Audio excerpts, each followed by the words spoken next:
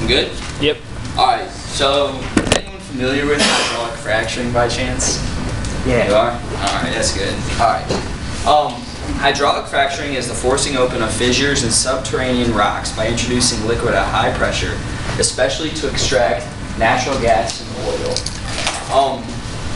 By injecting chemicals and liquids at a high pressure through the Earth's surface, you can extract natural gas and oil. Here's kind of a depiction of what hydraulic fracturing actually looks like. It is animated, but you can see as the chemicals and water mixture of sand is rushed to the ground to extract the natural gas and oil. And here's an aerial view of exactly what that looks like. A lot of moving parts and a lot of things go into it to make it successful. Not many people know what hydraulic fracturing is, but hydraulic fracturing actually is not new. But how we use it and how common it is in today's society makes it, what it is today.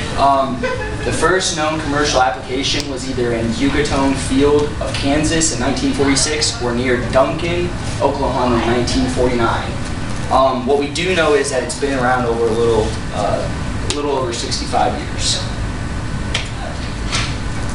In 2013, the United States became #1 in the world's largest natural gas and oil producer. Hydraulic fracturing is becoming a billion-dollar industry today. How much commonly it's used and how much natural gas and oil we need in today's world. With this, more money is made as well as job creation through the United States. This also helps with new technology and equipment being used. It'll advance. With the job boom, 2.1 million jobs were created within the hydraulic fracturing industry in 2012, which is a huge number for society. And according to the API, or the American Petroleum Institute, with such increasing business and industry, by 2025, another 3.9 million jobs are projected to be created. Here's a graph that I found. With the red line is all the other jobs within the United States, besides like farming and natural gas and oil producers, which obviously it's a decreasing line. It's below average, and the unemployment is becoming, a problem within the United States. But oil and gas keeps rising no matter what. It's it's a very good job industry for us. And now it's a graph for us by the Chamber of Commerce. With many jobs projected to be created by 2025, the industry will have made a large sum of money for the economy. With the unemployment rate being 5.8% within the United States, with so many jobs being created in fracking, the number is projected to decrease over time, with more businesses and industries getting involved within hydraulic fracturing. Environmental hazards. Potential hazards are noise pollution, air emissions, water contamination, and health effects. With that said, besides noise pollution, environmental issues don't frequently occur. There's many studies being done nonstop within hydraulic fracturing sites that, people do believe that a lot of hazards do occur, but it's rare. More good comes out of fracking than anything else. A study conducted by the EPA, or the Environmental Protection Agency, was set into place to better understand if drinking water was impacted by fracking, or if it's safe for humans in the society surrounding hydraulic fracturing sites was safe. What the EPA found was that fracking indeed doesn't contaminate water in most cases, but there are a few exceptions. It actually was found that water source provided for hydraulic fracturing came out cleaner than before due to the extract of potential dirty and unclean water. Going back to what I said about the EPA study, in most cases, no, like I said. But if there is a surplus of gas and oil underneath the Earth's surface around an area of hydraulic fracturing sites or underground, it may cause contamination, but rare in most cases. It is a pretty safe procedure. With myself being a criminal justice major, a crime study was done, and it automatically caught my attention. The rates of divorce, alcoholism, and suicide are much higher in workers with fracking industries. Studies have been attempted. There's not much information on it, but there's a number of studies been done to try to figure out what's going on with people within it. And besides stress, not many are linking the two together. So, as I mentioned, more good comes out of hydraulic fracturing than bad, mostly for economical purposes. With the growth and wide range of sites, this industry will continue to grow due to natural gas and oil becoming such a large necessity worldwide. And that's my presentation.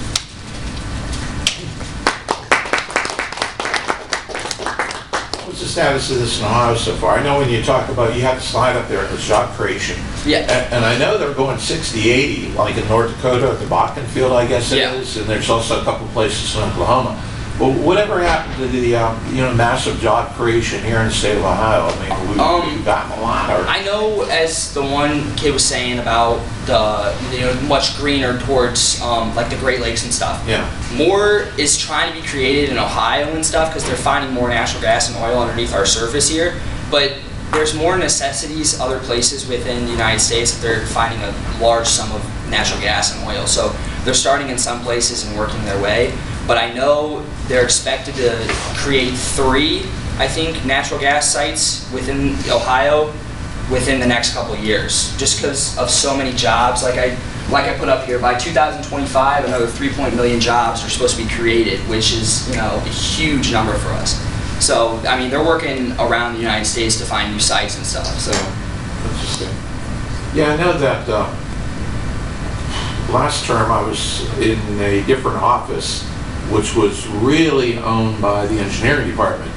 And there was a part-time instructor, Randy, that was teaching one course here in the evening, and he worked for the Ohio Department of National Resources.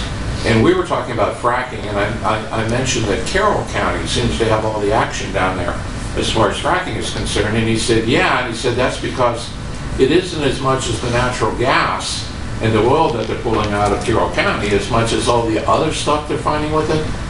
There's a whole bunch of side materials and side resources like benzene and some other chemicals, and there's just kind of a wealth of it down in Carroll County. So, yeah. I was just kind of wondering, because, I keep hearing about fracking and, I don't see anything. So, yeah, I mean, they're mostly in very rural places, out in big fields and stuff like that. And like you were mentioning, and like I'll mention, is advancements in technology and, it's becoming such a big business for the United States, and with new technology and stuff like that, it's going to continue to grow and make it safer and everything else. And that's why more sites are popping up, is the advancement in technology within the fracking fields. So.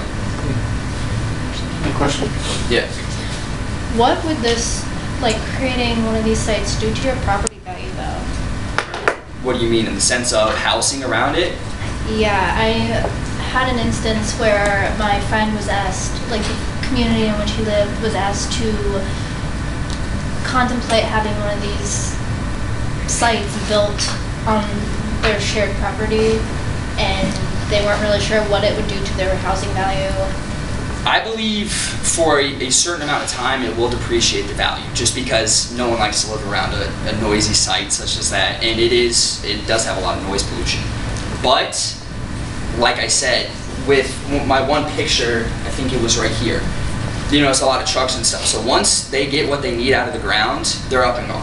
Okay. They'll move places. So it's not permanent in most cases. Now there are permanent sites, but such as this, usually around property value and stuff like that, they're up and gone within, once the natural gas and oil is extracted from the earth.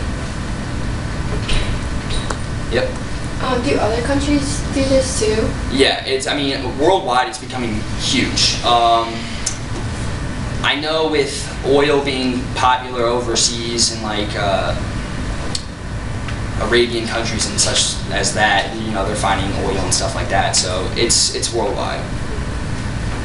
Yep. I don't really have a question, but I just know back home this is pretty big. I'm down just below Carroll County and Harrison County. It's really big too.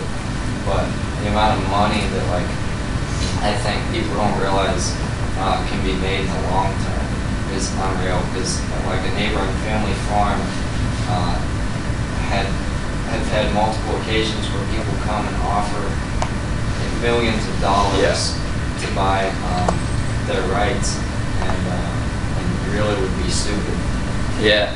to let your mineral rights be, go for a couple million, but in the long term, you make Yeah. so much money. It is. There's always a maybe attached to it. How about your farm? Yeah. You've got the land on Yeah. coming? Yeah, they've come and tested and everything. And they will drill within the next probably 3 to 5 years. So maybe not even that long. Is your dad kind of reluctant to give it up? No, I mean, we're not selling the mineral rights, but they will come back and reap the benefits a lot from that. So you get like kind of a kickback out of that. You get some sort of profit with it. Yeah. I mean, it's such a huge like industry that. you get like a monthly. Yeah, royalty check. Yeah. I mean, it's the money that's being made with fracking. It's huge, Yeah. It's on it.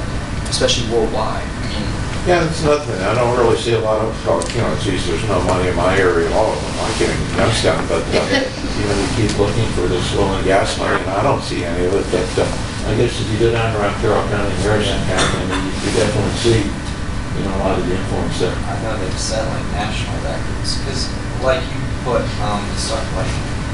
started in Texas. yeah, I think. Yeah.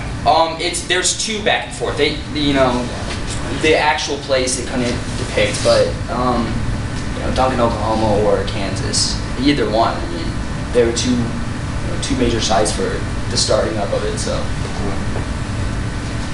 That's interesting. Let me see where we're going. Any other questions, Bill, in here? Okay. Steve, I guess you're a chronology.